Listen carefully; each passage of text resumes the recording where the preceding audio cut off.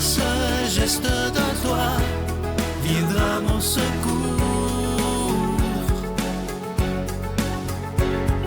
Viens semer dans mon âme le grain de l'amour.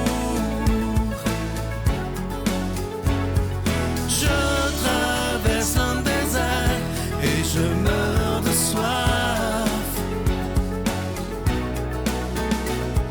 Montre-moi le mystère qui garde la foi. Bon lundi, bienvenue à votre émission La Victoire de l'amour. J'espère que vous allez bien en ce 13 décembre. Dans quelques jours, une dizaine de jours, ça sera déjà Noël. J'espère qu'on va bien s'y préparer pour que cette année, ça soit une belle fête de Noël, contrairement à l'année passée où ça a été beaucoup plus difficile, on était beaucoup plus seuls. Alors souhaitons cette année qu'on puisse se rassembler et fêter Noël comme avant, ou à peu près. Ce matin, je vais vous partager un très, très beau texte en cette période de Noël. C'est un texte du père Henri Boulade que j'ai eu le privilège d'interviewer il y a quelques années. C'est un prophète des temps modernes. Il vit en Égypte. Il fait le tour du monde. C'est un très, très grand prédicateur. Il a maintenant plus de 90 ans et c'est un être que j'aime énormément. Il a écrit tellement de livres et il a fait un texte qui est absolument magnifique qui s'intitule « Je crois ». Écoutez bien ce texte-là, c'est absolument merveilleux. Je vais le dire lentement. C'est le père Henri Boulade qui l'a composé. « Je crois que le bien est plus fort que le mal, l'amour plus fort que la haine, le pardon plus fort que la vengeance. Je crois qu'un jour mal et ravage, guerre et carnage disparaîtront. Je crois qu'un jour le nourrisson s'amusera innocemment sur le trou du cobra. Je crois que l'enfant mettra sa main sur le repère de la vipère. Je crois qu'un jour, les hommes de toute race vivront en frères et sœurs et que l'humanité ne fera plus qu'une seule famille. Je crois qu'un jour, les ennemis s'embrasseront, mangeront au même plat et boiront à la même coupe. Je crois qu'un jour, chrétiens, juifs, musulmans, bouddhistes, hindouistes, noirs, blancs, café au lait, rouges, jaunes et sans mêlés formeront dans le ciel un immense arc-en-ciel sur la dernière aurore de la dernière nuit. Je crois que tout a commencé lorsque le Tout-Puissant s'est fait tout impuissant, dénûment et fragile. Je crois que tout a commencé lorsque Dieu très haut s'est fait le Dieu très bas pour rejoindre le cœur de l'homme. Je crois que tout a commencé une nuit de Noël, sur le bord d'un chemin, avec un tout petit enfant nommé Jésus. C'est tellement beau comme texte parce que ça nous rappelle que sur la planète qu'on vit présentement, cette belle planète qu'on magane tellement, nous sommes une seule et même famille. Il ne faut jamais l'oublier, ça. Tu sais, qu'on soit de, je vous en parlais il y a quelques semaines, qu'on soit de n'importe quelle religion, qu'on soit de n'importe quelle race, peu importe, on fait tous partie de cette magnifique et belle famille humaine. Ne l'oublions jamais. Et là, c'est Noël qui s'en vient.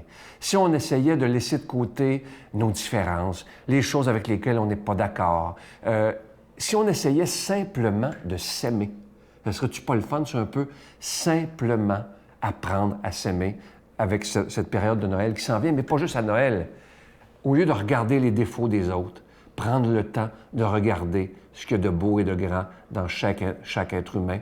Mais n'oubliez pas que chaque personne humaine sur la Terre est notre frère et est notre sœur, peu importe d'où il vient et peu importe sa religion. Notre Père qui es aux cieux, que ton nom soit sanctifié, que ton règne vienne, que ta volonté soit faite sur la terre comme au ciel. Donne-nous aujourd'hui notre pain de ce jour. Pardonne-nous nos offenses, comme nous pardonnons aussi à ceux qui nous ont offensés.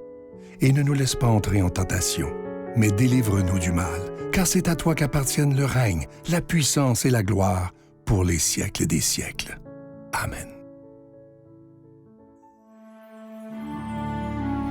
Mon Père, je m'abandonne à toi.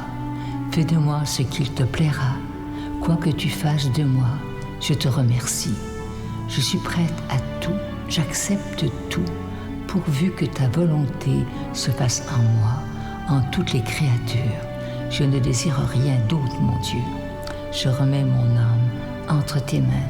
Je te la donne, mon Dieu, avec tout l'amour de mon cœur, parce que je t'aime, et que ce m'est un besoin d'amour de me donner, de me remettre entre tes mains, sans mesure, avec une infinie confiance, car tu es mon Père. Je vous parle encore une fois de ce magnifique cadeau du mois. Il s'agit d'une exclusivité de la Victoire de l'amour. Il s'agit du pendentif de Marie Consolatrice en acier inoxydable, gravé au laser et orné de petits zircons. À votre demande, la chaîne, elle est incluse, donc ça ne ternira pas parce que c'est en acier inoxydable. Et ce pendentif, il est déjà béni. Je vous rappelle que vous le recevrez avec un don de 25 $ et si vous en voulez deux, avec un don de 40 $. Vous recevrez également un reçu d'impôt. Et je veux déjà vous dire merci d'avance de votre offrande spéciale de Noël en ce mois de décembre 2021. Je vous donne l'adresse, la Victoire de l'amour, case postale 120, succursale Boucherville à Boucherville, le J4B 5E6, je vous la redonne, la Victoire de l'amour, case postale 120, succursale Boucherville à Boucherville, le J4B 5E6. Également par téléphone, par carte de crédit du lundi au vendredi de 8h30 à 16h30 dans le 514-523-4433, 523-4433 ou sans frais le 1-888-811-9291, 1-888-811-9291 et aussi sur notre site Internet qui est un moyen très sécuritaire, rapide et efficace de faire votre don, le www.lavictoiredelamour.org. Alors, merci de tout cœur de votre offrande spéciale de Noël. Je vous rappelle également qu'il reste encore quelques anges de Noël, collection 2021, qui est en épinglette et orné de zircon. Il est en cristal aussi. Alors, merci de tout cœur de ce que vous ferez pour la Victoire de l'amour. Merci de donner des mains à la Providence. Merci de devenir des protecteurs et des défenseurs de la foi. Et en terminant, merci de donner des moyens au bien afin qu'il puisse se faire entendre.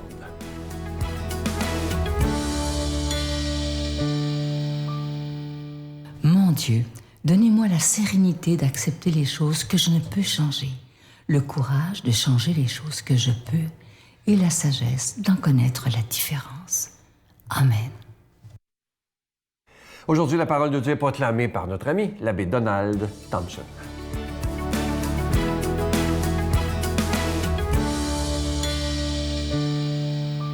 Bon matin. 3e semaine du temps qu'on appelle l'Avent. Ce temps qui nous prépare à Noël. Écoutez bien l'Évangile d'aujourd'hui en ce lundi de cette 3e semaine. Alors, c'est dans Matthieu, chapitre 21, versets 23 à 27. En ce temps-là, Jésus était entré dans le temple, et pendant qu'il enseignait, les grands prêtres et les anciens du peuple s'approchèrent de lui et lui demandèrent « Par quelle autorité fais-tu cela? Et qui t'a donné cette autorité? » Jésus leur répliqua « À mon tour, je vais vous poser une question, une seule. Et si vous me répondez, je vous dirai, moi aussi, par quelle autorité je fais cela. Le baptême de Jean, d'où venait-il? Du ciel ou des hommes? » Ils faisaient en eux-mêmes ce raisonnement. Si nous disons du ciel, il va nous dire, pourquoi donc n'avez-vous pas cru à sa parole? Si nous disons des hommes, nous devons redouter la foule, car tous tiennent Jean pour un prophète.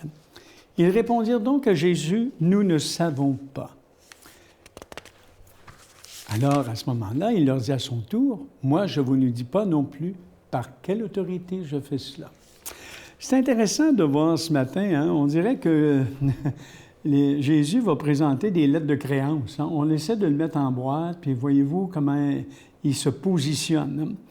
Les relations, évidemment, entre Jésus et les chefs des prêtres étaient assez tendues à l'époque, dans le contexte où Jésus a vécu. Alors, ceux-ci lui reprochaient d'exercer des fonctions, finalement, qu'il n'avait pas le droit d'exercer. Par quelle autorité fais-tu cela? Alors, par exemple, pour enseigner dans le temple, il fallait être du clan des grands prêtres et des anciens. Jésus n'est pas de ce clan-là. Il fallait avoir étudié, comme on dirait aujourd'hui, être bardé de diplôme, avoir fait ses preuves. Or, Jésus n'avait pas fréquenté les grandes écoles. Il ne possédait, comme on dirait aujourd'hui, ni maîtrise ni doctorat, bien sûr. Aux yeux des grands prêtres, donc, il n'était pas habilité à prendre la parole dans le lieu saint. Il le jugeait incompétent. Alors, il lui pose cette fameuse question, par quelle autorité fais-tu cela et qui t'a donné cette autorité? Autrement dit, montre-nous tes titres, comme on dirait aujourd'hui, montre-nous tes diplômes. Alors, Jésus refuse de répondre à leurs questions. Il préfère leur en poser une à son tour, puis ça les met dans l'embarras, comme on le voit dans l'Évangile.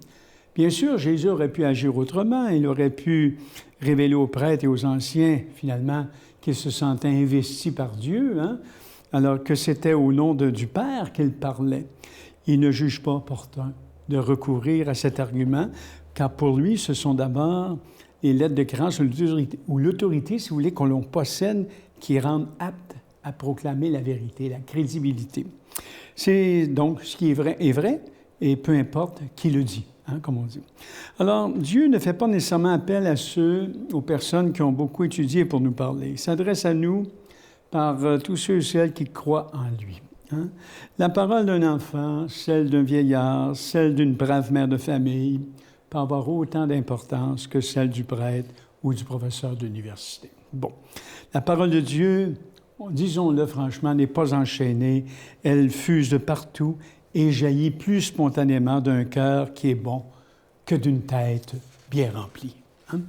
Alors, et nous sommes ramenés donc à vérifier une fois encore, nous ici, ce matin, en écoutant cette parole de Dieu, comment Dieu le Père cache ses mystères, hein, aux habiles et aux savants, et les révèle aux tout petits. On a un autre évangile qui dit bien ça, ce que j'ai caché aux sages et aux savants, c'est aux petits que je l'ai révélé. Non pas que Dieu exclut les lettrés, l'érudit, mais que ce dernier risque bien souvent, le lettré, l'érudit, va s'exclure lui-même, hein, va se boucher les oreilles par le bruit de son propre babillage, hein, souvent qui est suffisant, ou se prend suffisant, ou il s'aveugle de son propre éclat. Hein.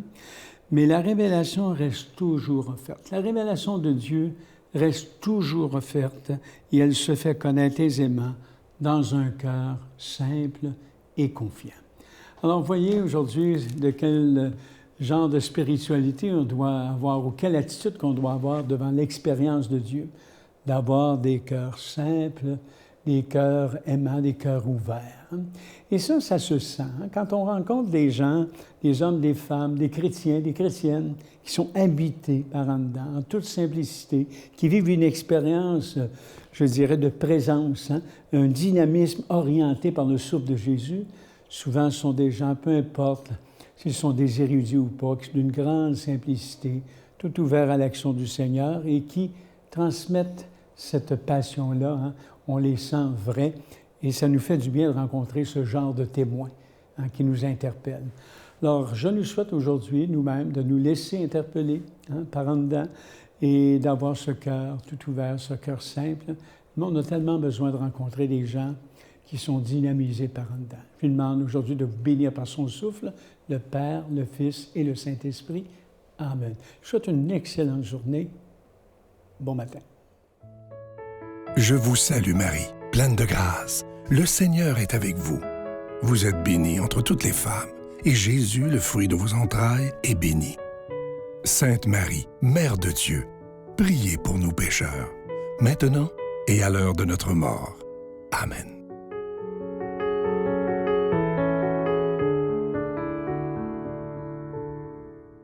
Avant de vous quitter, je vous laisse avec une très, très belle pensée, un beau petit texte. Écoutez bien, c'est de toute beauté. Et je veux l'offrir à ceux qui en arrachent présentement et que c'est pas facile. Si parfois le sort s'acharne sur toi au point de vouloir baisser les bras, continue, ne t'arrête pas, accroche-toi à la vie. Regarde autour de toi la nature et ses beautés. Laisse le soleil réchauffer ton cœur et le vent chasser tes idées noires. Garde la foi, garde l'espérance. Je veux vous souhaiter une très, très belle journée et prenons le temps de regarder ce qu'il y a de beau et de grand autour de nous. Bye. Donc, je remercie tout le temps, par contre. Toujours, toujours, toujours. Et d'encore avoir ma voix, d'avoir mon énergie, d'avoir les gens qui m'aiment encore, qui veulent que je sois là. Oh, quand j'entends sonner au ciel, là où le bon vieillard descend, je revois tes yeux clairs